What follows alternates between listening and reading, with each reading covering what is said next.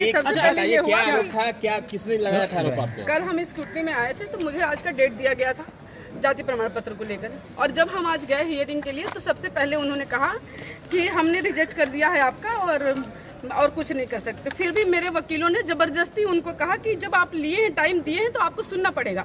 हमने जितने भी कोर्ट में जितने भी चीज़ें हमने सब कुछ बताई उन्हें, लेकिन फिर भी उन्होंने बोले कि हमने रिजेक्ट कर दिया है। और सीईओ ने, जिस सीईओ ने बनाया था उसको प्रमाणित किया था, उसी सीईओ ने उसको रिजेक्ट करके इनको दिया था। और ये हमारी एक भी बात नहीं सुने और सीधे बोले कि हमने खारिज कर दिया है, आप जाके सीधे कोर्ट में मिलिए।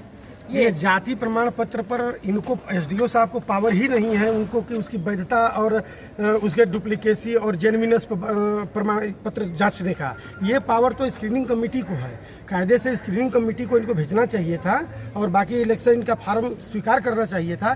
स्क्रीनिंग कमेटी का जो फैसला होता आता उसके बाद निर्णय होता। जीता हुआ आदमी चुनाव कोर्ट में नहीं हारता है, हो जाता, लेकिन उनको कुछ सुनना ही नहीं था।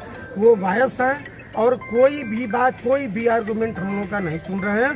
पहले से वो अपना लिख के रखे हुए थे और एक लाइन में कह दिए कि हमने खारिज किया, अब आप कोर्ट जा सकते हैं। और एक बात और कि कल से भाजपा प्रदेश कार्यालय से यहाँ तक कि दिल्ली से प्रेशर लगातार सीओ पे, आरओ पे बनाया जा रहा था और सीओ मजबूर होकर, आरओ ने मजबूर होकर ये डिसीजन दिया है। उन्होंने कहा कि हम मजबूर हैं और डीएम का भी लगातार प्रेशर आ रहा है और इन्होंने अंदर बंद कमरे में आरओ ने कहा कि मैं मजबूर हूँ, मैं कुछ नहीं कर सकता। फिर आरओ किस लिए है, किस लिए फिर आप बनाए हैं चुनाव आयोग को? आप सर्टिफिकेट दीजिए ना, अपने कैंडिडेट को सर्टिफिकेट दीजिए। चुनाव का क्यों, लोकतंत्र का क्यों आप मजाक उड़ा रहे हैं? फिर ऐसे किसका प्रेशर था इनके ऊपर?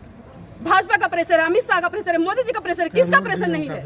और कैमूर डीएम का भी प्रेशर है। इन्होंने खुद अपने मुख से कहा है, इस बात की मेरे पास रिकॉर्डिंग नहीं, लेकिन इन्होंने कहा कि मैं मजबूर हूँ। आगे क्या करेंगी आप, अगला कदम क्या होगा आपका? उन्होंने कहा कोर्ट जाइए, तो कोर्ट जाएंगे, कोर्ट जाएंगे आप?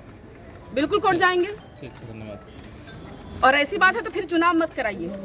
निकम्मे विधायक बनाते हैं और वो काम नहीं करते हैं, तो वो चाहते हैं कि हमारे अगेंस्ट कोई ना लड़े, बस एक छत्र हमारा राज हो। तो फिर आप ले आइए ना, लोकतंत्र को खत्म कीजिए, संविधान को खत्म कीजिए। वो भी बताइए जो उन्होंने जो किया है वो भी बताइए, संविधान को खत्म कीजिए। और उनका देखिए, और उनका भी जो पेपर जमा हुआ है उसमें उन्होंने जो जाति प्रमाण पत्र दिया है वो चुनाव डेट से पहले हो जाना चाहिए, जबकि उन्होंने 13/10/2025। किनके बारे में बात कर रही हैं? संगीता जी की बात कर रही हूँ, भाजपा जो अभी प्रत्याशी है। कब जमा किए हैं? वो उनका सर्टिफिकेट बना हुआ 13/10/2025 का बना हुआ है, जबकि उससे पहले होना चाहिए। कैसे उनका हो गया?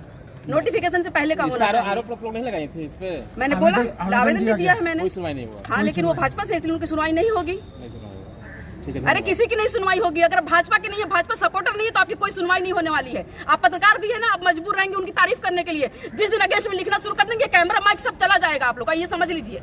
लेकिन आप लोग भी मजबूर हैं, आप उनकी ही बातें दिखाएंगे। मैं जानती हूँ इस बात को बहुत अच्छे से कि आप उनकी बातों को दिखाएंगे, उनकी ही तारीफों के पुल बांधेंगे। सही के लिए अगर आज पत्रकार खड़े हो जाए सही के लिए, तो फिर उनका कुछ भी चलने वाला नहीं है। ठीक है, सिर्फ पत्रकारिता उनको इतना महत्व दे रही है। आप लोग लोकतंत्र की रक्षा कीजिए। लोकतंत्र की अगर रक्षा नहीं करेंगे तो आप लोग भी कहीं के भी नहीं रहेंगे। मैं ये बात बता रही हूँ आपको यहाँ से।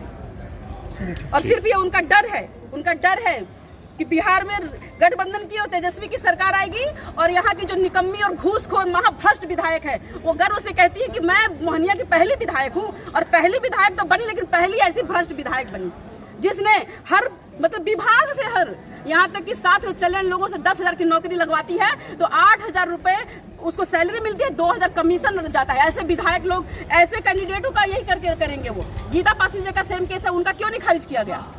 क्यों नहीं खारिज किया गया? मैं जानना चाहती हूँ इस बात को भी। आप लोग भी इस सवाल को पूछिए कि गीता पासी का किस बेसिस पे उनको कंफर्म किया गया है। ठीक।